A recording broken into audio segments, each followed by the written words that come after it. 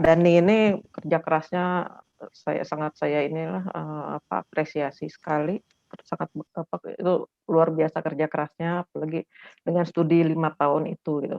Nah ini saya coba menambahkan sedikit, saya hanya akan bercerita mengenai sedimentasi dan paleoceanografi Laut Jawa karena memang itu bidang saya. Dan mohon maaf di jadwal acara itu paleoclimate ya, itu saya ganti menjadi paleoceanografi untuk Laut Jawa karena memang saya hanya akan membahas di Laut Jawa itu. Ini semua berdasarkan data-data sedimen dasar laut yang dari berbagai publikasi. Oke, saya mulai dengan kondisi Laut Jawa saat ini itu seperti apa. Ini mungkin yang sering mengikuti pernah mengikuti presentasi saya, sudah sering melihat gambar ini, mohon maaf sekali lagi bahwa ini adalah sekarang ini Indonesia seperti kita ketahui itu dilalui oleh sirkulasi termohaline global. Ini bisa dibaca, tapi yang saya ingin sedikit menekankan kepada ini. Pada saat ini pembentukan, jadi kan sirkulasi termohaline global itu adalah ini aliran air yang hangat ya, mengalir melalui Indonesia dari Pasifik, kemudian masuk ke Atlantik, Samudra Atlantik, dan kemudian karena dingin, dia akan tenggelam. Dia akan tenggelam, kemudian mengalir ke selatan lagi sebagai arus yang lebih dalam. Ini mohon jika saya salah mohon dibantu oleh Pak Remoyo dan rekan-rekan oceanographer. Nah ini berdasarkan data-data dari sedimen di Laut Atlantik Utara, mohon maaf, ini kita ketahui bahwa lokasi turunnya massa air ini bisa bergeser ke selatan. Itu bisa disebabkan itu yang umumnya disebabkan oleh adanya pasokan air tawar dari dari glasier yang ada di Amerika Utara. Itu banyak makalahnya, banyak papernya, silahkan dicari mengenai itu, namanya Henry Event. Jadi pada saat ada pasokan air tawar dari glasial yang masuk ke Atlantik Utara, dia akan bisa mempengaruhi termohaline global ini. Bisa shutdown, bisa berhenti, atau bisa melemah. Padahal termohaline global inilah ini salah satu yang mempengaruhi iklim di Indonesia. Ini kan saling terkait ya, kalau yang sudah ini rekannya counterpartnya Pak Rameo ya, Pak Gordon ini kan sudah sering bekerja di Indonesia. Ini kalau kita lihat secara rinci arus sirkulasi air laut di perairan Indonesia, biasanya saya hanya bercerita di sini, maka sekarang saya mencoba bercerita di sini. Jadi kondisi saat ini itu ada massa air dari Laut Cina Selatan masuk melalui Karimata, kemudian ke Laut Jawa dan ke arah selatan Sulawesi ini. Ya, maaf, ke arah selatan Selat Makassar. Nah ini arus ini dipengaruhi, yang di Laut Jawa ini dipengaruhi oleh yang monsun itu muson ya kalau kita kenal, itu dipengaruhi oleh muson kalau sekarang. Nah tetapi kenapa saya menggunakan gambar ini, biasanya saya menggunakan gambar yang lain karena di sini ditulis ambang-ambang, artinya batas-batas batimetri yang memungkinkan mengalirnya air laut baik dari melalui Selat Makassar dan sebagainya. Jadi batas terdangkal. Jadi kalau di sini di Dewakang ini sekitar 680 meter. Jadi air yang lebih dalam, kedalamannya itu lebih rendah dari 680 meter. Ada bukan tinggian gitulah, sedikit tinggi. Kalau di sini memang ini Paternoster Block, maaf Spermonde ya. Tapi di sini kedalamannya itu 680 meter. Nah, di Selat Karimata itu ada batas kedalamannya itu adalah 45 meter. Jadi jika muka laut di bawah 45 meter, maka tidak akan Laut Jawa ini tidak akan air dari Laut Cina Selatan tidak akan bisa mengalir ke Laut Jawa. Tapi jika muka laut sudah melebihi 45 meter, jadi 40 meter dan sebagainya dari tinggi muka laut saat ini, maka itu bisa air dari Laut Cina Selatan bisa mengalir ke Laut Jawa. Itu yang ingin saya tekankan di sini. Kemudian kondisi Laut Jawa itu sendiri kalau berdasarkan data yang diambil di bulan Agustus 2015, maka kita bisa lihat bahwa bulan Januari mewakili musim hujan dan bulan Agustus mewakili musim kemarau. Ini secara umum arus di Laut Jawa itu mengalir dari barat ke timur pada saat bulan Januari. Sedangkan pada saat bulan Agustus karena itu anginnya itu dari Australia, itu arus lautnya itu mengalir dari timur ke barat. Kemudian, sekarang sebelum saya bercerita mengenai muka laut, secara umum mungkin saya akan sedikit memberikan grafik di sini muka laut global. Jadi ada data muka laut global. Kalau ini datanya dari data foraminifera bentik yang bebas. Nah, ini oleh bentik dan planktonik juga. Ores, Pratt, dan Lisicki ini dibuat data muka laut global digabungkan dan kemudian mereka membuat data muka laut tinggi muka laut global selama 800 tahun terakhir. Nah, ini kita bisa lihat bahwa ini menunjukkan siklus ya. Jadi kadang ini yang siklusnya ini sama dengan siklus glasial interglasial. Ini siklus transgresi regresi yang dipengaruhi oleh volume es dan itu umumnya siklus ini mirip dengan siklus glasial interglasial. Jadi yang dikenal sebagai kita sebut las glasial maksimum itu adalah di sini. Jadi ini muka lautnya itu sekitar kalau secara kalau global itu sekitar 120 meter di bawah muka laut sekarang. Kemudian tapi juga kita pernah ada di muka lautnya di atas muka laut sekarang. Bisa dilihat pada 400 tahun yang lalu, 400.000 tahun yang lalu, maaf, dan juga 120.000 tahun yang lalu itu di atas muka laut saat ini. Kemudian kalau kita perbesar ininya skalanya, maka 100 tahun terakhir itu kita bisa lihat kembali lagi bahwa ini adalah las glasial maksimum. Dan saya langsung saja mengaitkan dengan yang tadi disebutkan oleh Pak Dani, maka 11.600 tahun yang lalu itu adalah sekitar di sini. Oke, kemudian sekarang saya hanya akan saya mencoba membahas sedikit mengenai perubahan iklim bumi. Ini juga saya dapat dari Wikipedia, maaf salah ketik. Jadi saat ini kita dalam kondisi cold. Jadi dikenal bumi itu dalam kondisi dingin sekarang. Dan kalau geologi itu menyebut Cambrium, Ordovicium, Silur, Devon, Karbon, Perm, dan sebagainya. Ini adalah kita kalau Neogen ini kita sedang kondisi dingin. Kemudian Pleistosen hingga Holosen ini kita juga kondisi dingin. Di sini Antartika, lapisan es di Antartika sudah terbentuk. Jadi Antartika itu pernah tidak ada lapisan esnya. Kemudian juga setelah itu mengalami pembentukan es lagi di sana. Nah, ini kalau kita lihat 220.000 tahun hingga 220.000 tahun yang lalu, kembali lagi kita bisa melihat siklisitas. Nah, siklisitas inilah ini adalah dari data speleothem dari Sanbao dan Hulu di Tiongkok. Kemudian ini adalah data dari es. Ini saya hanya ingin menunjukkan bahwa kembali lagi ada siklisitas. Siklisitas ini kalau yang besar ini itu lebih banyak disebabkan oleh faktor astronomis. Sementara jika yang ini, karena kan tadi Pak Dani juga menyebutkan hingga 80.000 tahun ya. Kemudian jadi ini dikenal ini adalah marine isotope stage 3. Jadi ini adalah stage 3. Stage 3 ini seharusnya dia dingin, tetapi karena banyak terjadi perubahan pasokan es dari Atlantik, pasokan air tawar ke sirkulasi termohaline global, maka dia tidak benar-benar membentuk interglasial, bukan glasial, tapi ini harusnya interglasial seperti ini. Dia tidak terlalu hangat. Dan itu kalau kita lihat data dari Greenland biasanya itu memang perubahannya sangat drastis. Nah, ini data dari Greenland. Ini data dari Hulu Cave, dari speleothem lagi. Makanya kita bisa lihat ini adalah perubahan-perubahan drastis yang tadi saya sebutkan di antara 20.000 hingga 70.000. Ini semua, ini H6, H5, H4 ini dikenal dengan Henry event, yaitu pada saat termohaline global itu melambat. ini melambat. Jadi ternyata ini dari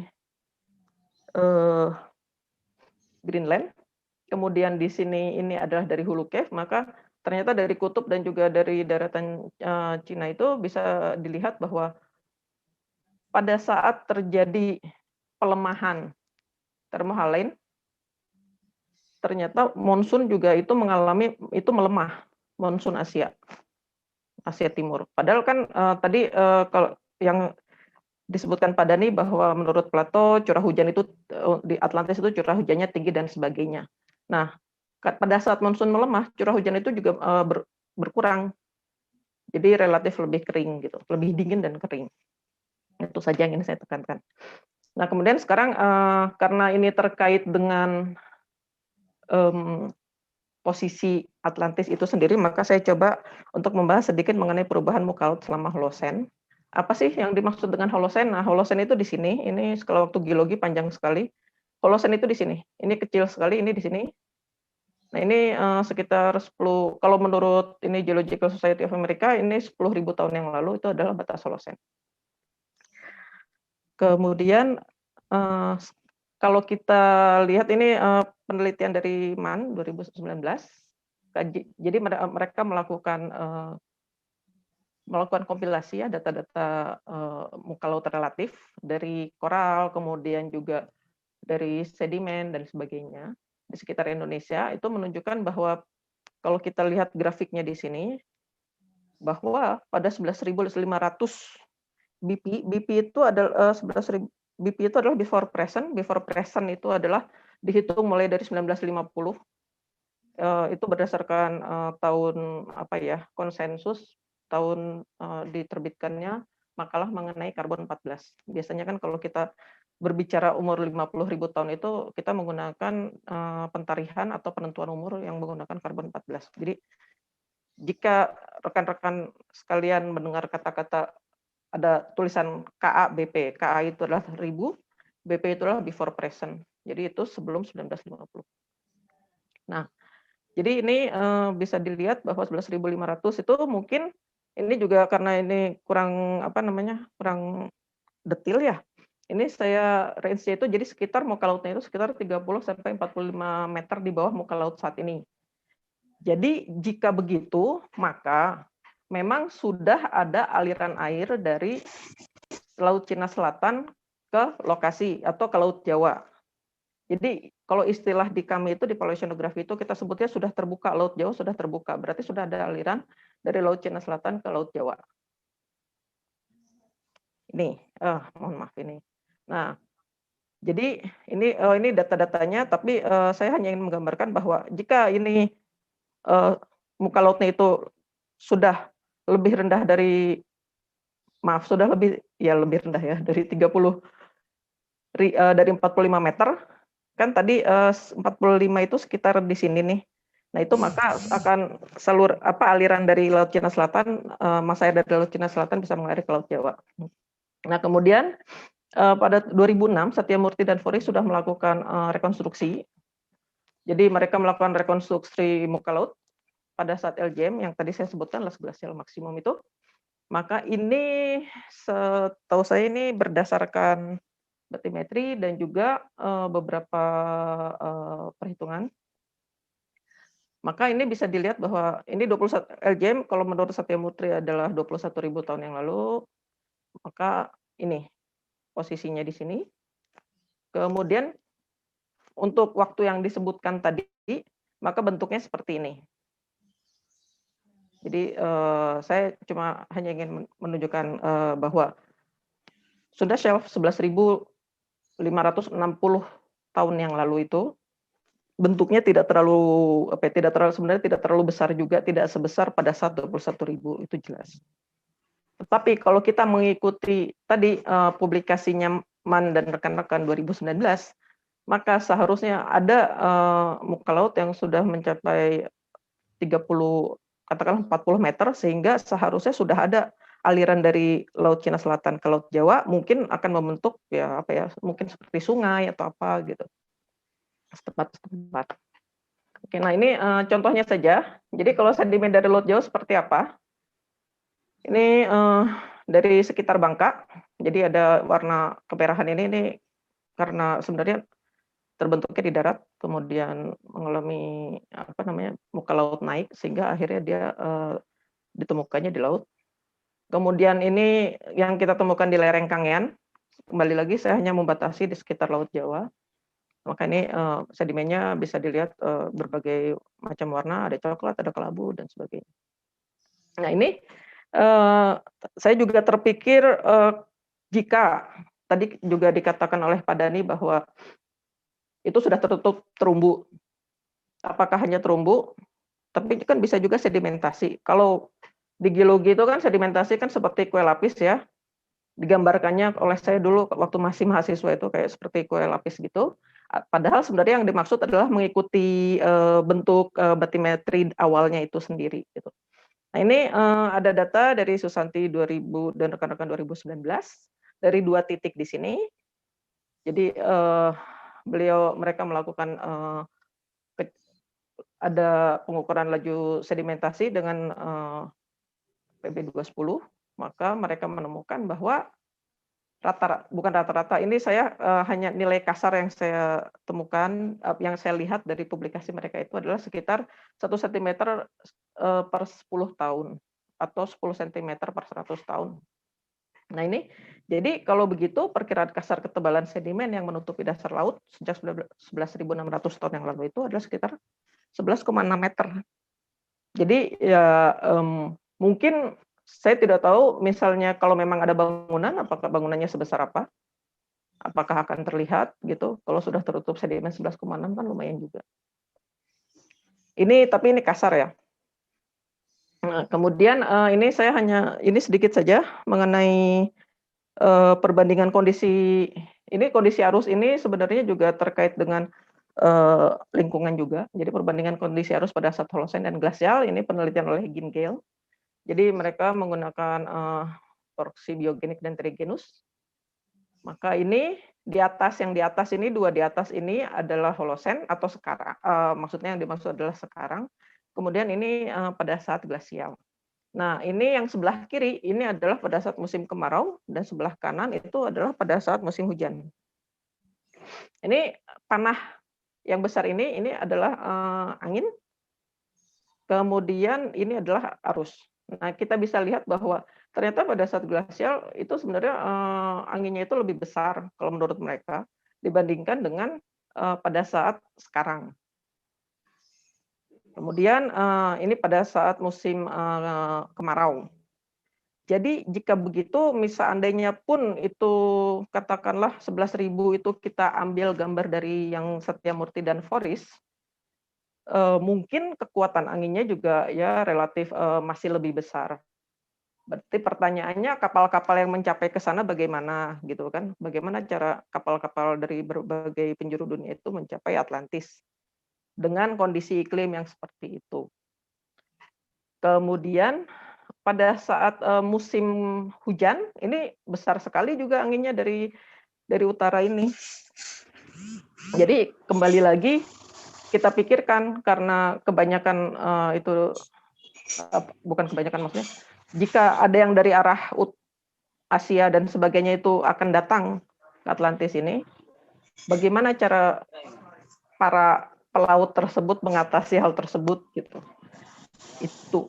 Jadi kemudian juga sebenarnya harus dipikirkan, bukan harus dipikirkan ya, tapi saya lupa, saya pernah membaca bahwa di bagian tengah ini dia bukan tropis, tetapi semi arid atau sedikit kering, lebih kering dibandingkan tropis gitu. Jadi mungkin padang rumput dan sebagainya. Jadi yang tropisnya itu mungkin hanya di tepi ini saja karena ini kan terlalu luas benuanya. Jadi sundalennya itu. Jadi berarti di bagian tengahnya ini tidak kebagian hujan. Nah itu juga mungkin ada beberapa hal yang harus dipikirkan. Tapi intinya adalah menurut Gingel dan rekan-rekan ini, Southeast monsoon itu yang dari Australia itu mencapai maksimum pada periode 20 hingga 12.000 tahun yang lalu. Jadi itu apa namanya?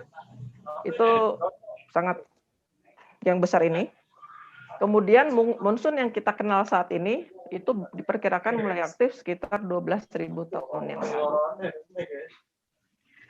Itu saja yang bisa saya sampaikan. Mohon maaf jika ada salah kata. Terima kasih. Saya kembalikan ke Pak Amin.